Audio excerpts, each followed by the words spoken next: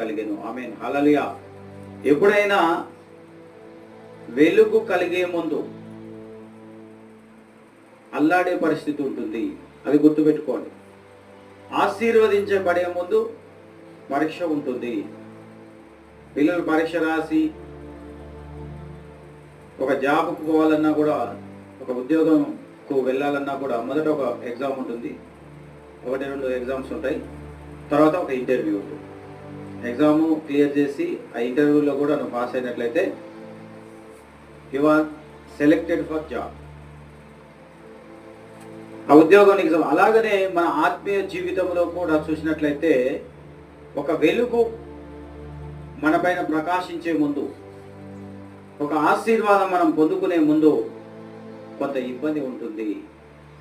మరణ ఛాయల్లోనూ మరణ ప్రదేశములోనూ కూర్చుండు వారికి కూర్చొని ఉన్న